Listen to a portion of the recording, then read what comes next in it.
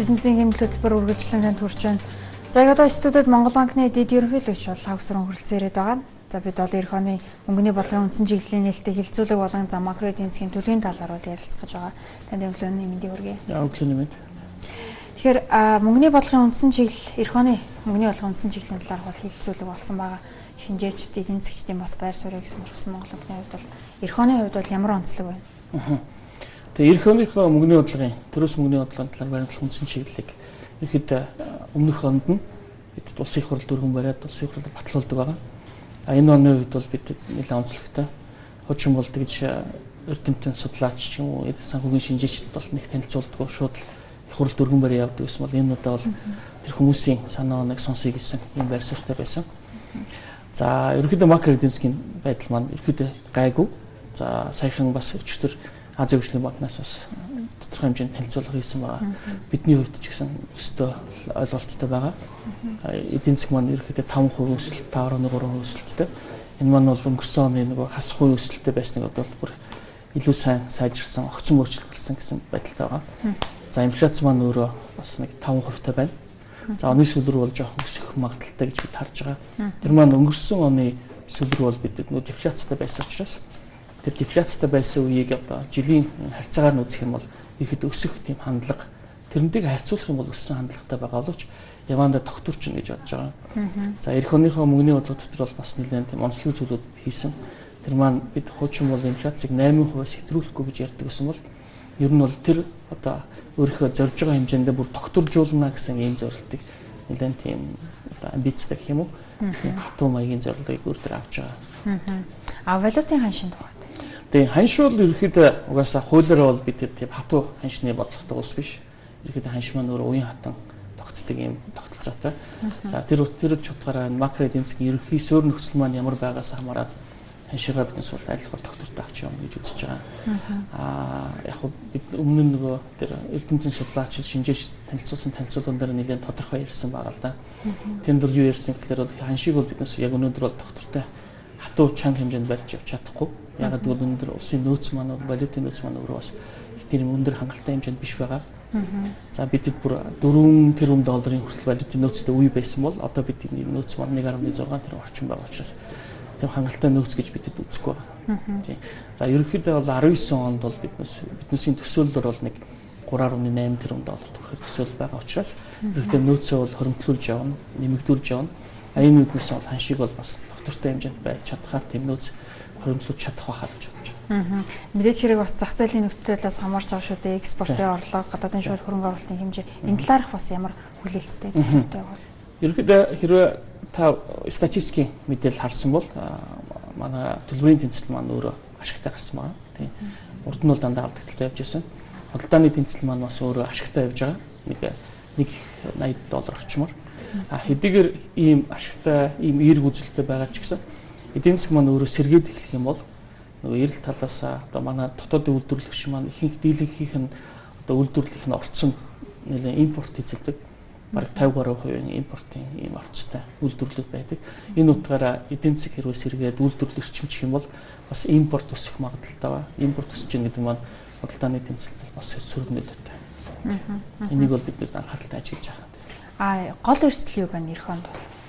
Эх оны ерөнхийдөө гол эрсдэл бол бидний хувьд бол одоо анх өнгөрсөн онд бидний тулгараад исэн хамгийн хоёр том бол эрсдэл байсан. Нэг нь төсөв маань их хэмжээний алдагдaltaй байсан. За одоо төсөв маань алдагдал буурч байна. Энэ талдаа бол нэлээд сайн эерэг үзүүлэлттэй байгаа.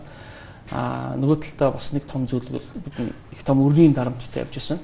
За оны ихэнд бол бидний хөгжлийн банкны өрийн дарамтыг бол нэлээд гайгүй цаг хугацааны үед боломжийн болгож бүтцийн өөрчлөлт хийсэн. За 1-р сард Чингис бондын эхний төлбөр явна $500 сая. За өшөө дээр нь бас Хятадаас авсан Димсан бонд гэж бас байгаа. Ингээд нийлээд нэг $700 сая ийм өрийн дарамт байгаа.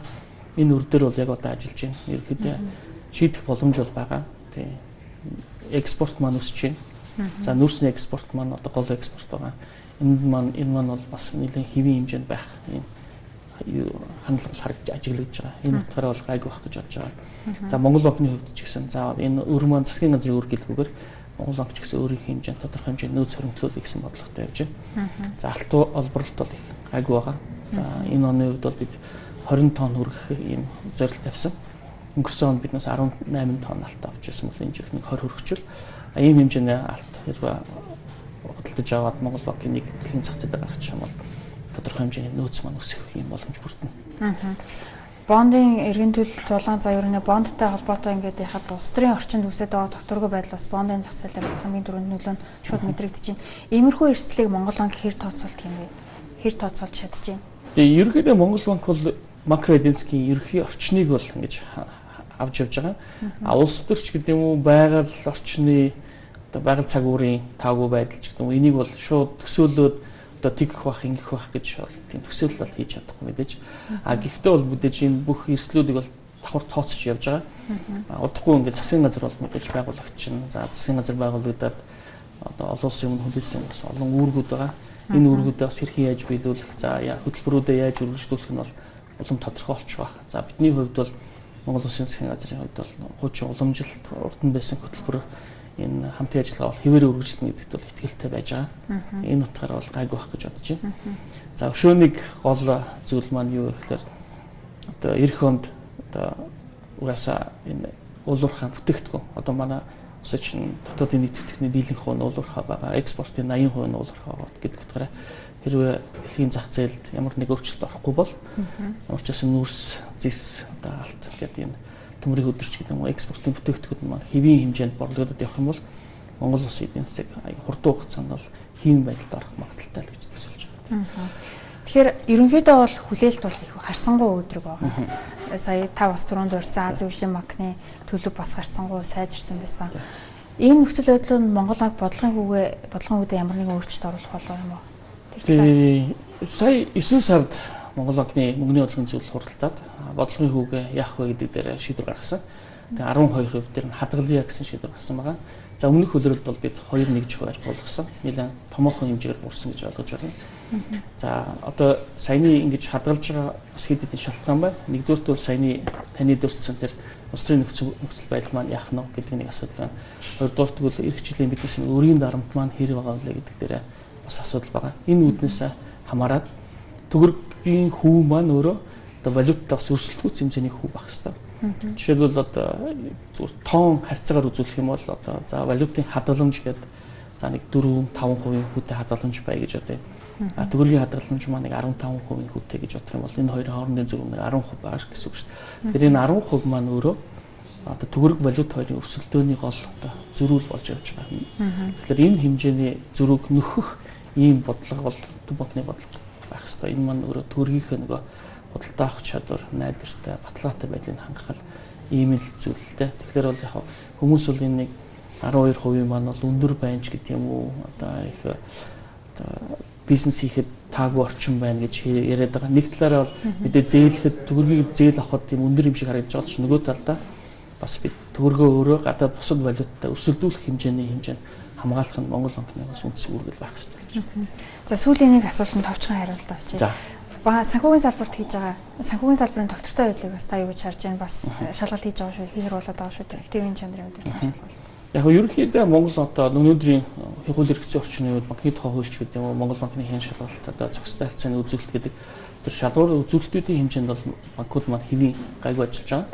А бид энэ удаа бол EQR буюу Европын төв банкнаас гаргасан тийм активын чанарын үнэлгээ гэдэг тийм үнэлгээний аргачлалаар банкны хасч ямгийг үнэлж үзье гэж Азийн хөгжлийн банкны хөтөлбөрийн валютын сангийн хөтөлбөрийн өрөөнд ийм арга хэмжээ авч байгаа. За энэ активын чанарын үнэлгээ маань одоо ингээд нэг 11 сарын сүүлээр дүн гарна.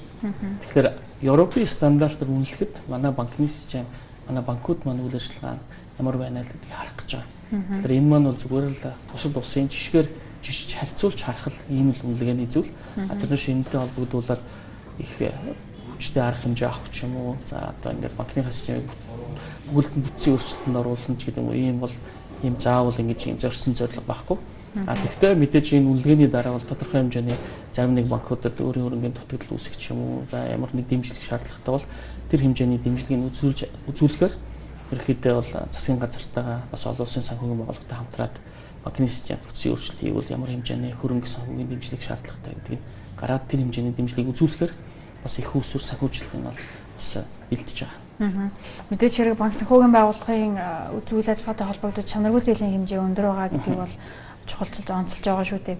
Чанаргүй зээлийн хэмжээ өндөр байгаа нь банк санхүүгийн байгууллагуудын үйл ажиллагаанаас илүүтэйгээр макро эдийн засгийн ерөнхий хүчин зүйлээс төлхөө хамаарч байна гэж бас зарим эдийн засгчид тайлбарлаж байна. Та энэ тал дээр ямар хуваалцалтай байна? Тэгээ яг тэр саналтай нэг байна. Угаасаа санхүүгийн салбарын өнөөдрийн энэ байдал дүр зураг одоо чанаргүй зээлийн хэмжээ энэ маань өөрөө ерөнхий Монгол улсын макро эдийн засгийн орчин ямар байна гэдгийг үзүүлдэг баг толил гэж хэлж болно. Тэгэхээр эдийн засаг өөрөө ерөнхийдөө хүнд байна гэдэг маань өөрөө зээл авсан зээлдэгчд маань өөрөө зээлээ төлж чадахгүй байна гэж л тодорхой хэмжээний хугацаа шаардж байна. Яг цаг хугацаанд төлж чадахгүй тийм байдалтай байна л гэдгийг харуулж байгаа. Тэгэхээр яг одоо тэр чанаргүй зээлийг харах юм бол 16 оны туршид бол их эрчимтэй өсөж байсан. За одоо бол ерөнхийдөө эдийн засаг гайгүй болж байгаа учраас бол нэг өсөлтөн зогссон. Тэгэхээр бол одоо чанаргүй зээл бол нийт зээлийн нэг 9% дээр л тогтцсон байна л да. Хуучин бол бүр 2%-аас эхэлж өсөж гисэн. Одоо 9 хүртэл их огцон өсөж исэн бол одоо 9 дээр энэ тогтцсон гэдэг маань ерөнхийдөө эдийн засгийн орчин гайгүй болж байна. За зээл тодорхой хэмжээнд төлөвлөж эхэлж байна гэж хэлж болохоор байна. Бас дахиад эргээд нөө чанаргүй зээлийн нэлээд хэсэг нь бол уулуурхаан салбартай холбогдож байгаа гэдэг байгаа шүү дээ. Тийм, ерөнхийдөө чанаргүй зээлийн дийлэнх хэсэг нь уулуурхаа барилгын салбартай байгаа. Тэгэхээр уулуурхаа маань одоо ингэ ерөнхийдөө гайгүй болж байгаа учраас уулуурхаа гайгүй болж байна. Одоо гол нь барилгын салбарыг бол бас одоо нэг тийм төвжигдсэн байдлаас нь гаргахаар явж байгаа. Тэгээ Монгол банкны хувьд бол нэг ипотекийн зээлийг бол одоо тодорхой хэмжээгээр үргэлжлүүлж байгаа 18 он бид засгийн газар шилжүүлэхээр ийм гэрээтэй явж байгаа. Тийм. Мэдээж шууд зогсооч юм бол барилгын салбар бүр хүндэрнэ. Энэ утгаараа бол ипотекийн зээлийг бол тодорхой хэмжээнд үргэлжлүүлж байгаа. Төлөгдөж байгаа хэмжээгээр нь буцааж гаргаж байгаа гэж хэлж байна. За бидний урилгыг хүлээн авч манай студид ирж ярилцсан тань маш их баярлалаа. За бид энэ хэсэгт Монгол банкны дэд ерөнхийлөгч Лав Сүрэнтэй ярилцлаа. За харин үргэлжлүүлээд дотоодын валютын зах зээлийн мэдээллийг бас томлон хүргэе.